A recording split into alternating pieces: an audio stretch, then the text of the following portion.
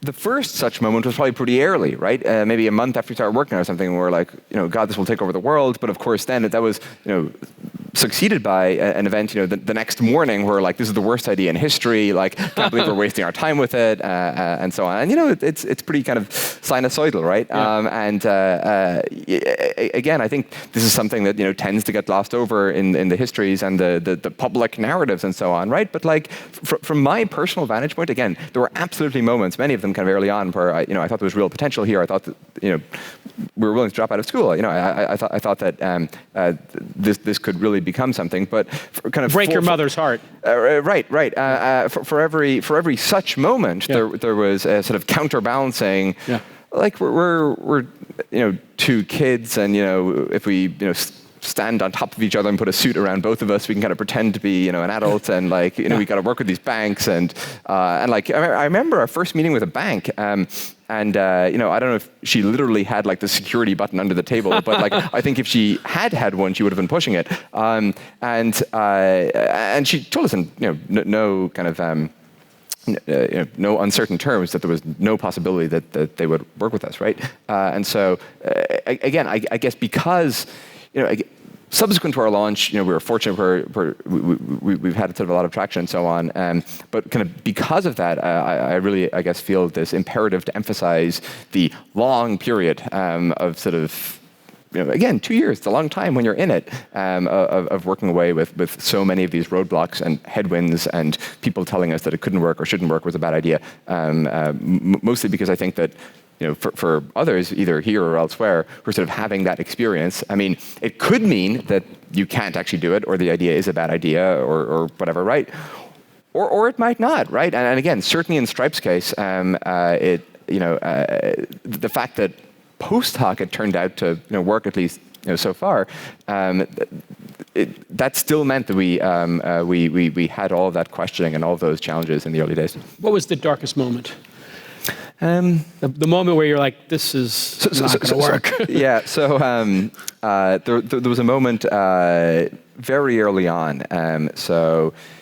Now sort of Stripe is replicated across multiple data centers and invested kind of a huge amount in redundancy and availability and failover capacity and everything else, right? That was not the case, 4 months in, call it. Maybe it was a little bit more, maybe it was 6 months in. And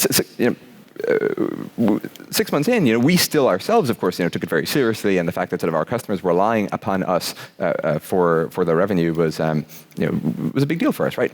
And so my pager went off at 4 a.m. one night, and the API was down. And again, this is not like a social media app or something, right? This is the conduit for our customers' revenue, so it was a big deal. And so I remember kind of immediately heading to the office. We lived, very close to the office. I was at the office within 5 minutes, 4:05 a.m., and started to kind of try to figure out, diagnose what was going wrong.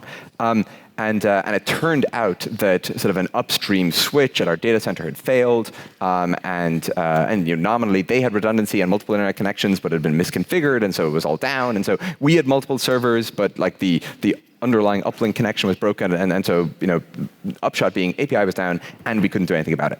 And it was amazingly painful, right? Because the thing is down, you sort of want to be kind of furiously typing, fixing, getting it back up, whatever, and you just couldn't. Had to, wait on hold, and we're getting these kind of forlorn updates from the data center every 15 minutes. That's kind of their progress in fixing it.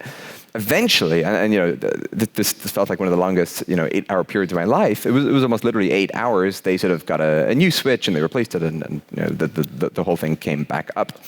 But that's not why it was the darkest moment. The darkest moment, of course, was because I was bracing myself for the deluge in complaints and dissatisfied customers and anger and vitriol and everything else. And 1 p.m. rolled around, and as far as I could tell, nobody had cared or noticed. Wow, dodged a bullet. And it kind of on some level that was good news, but as I reflected on it, I realized that it was actually kind of existentially bad news.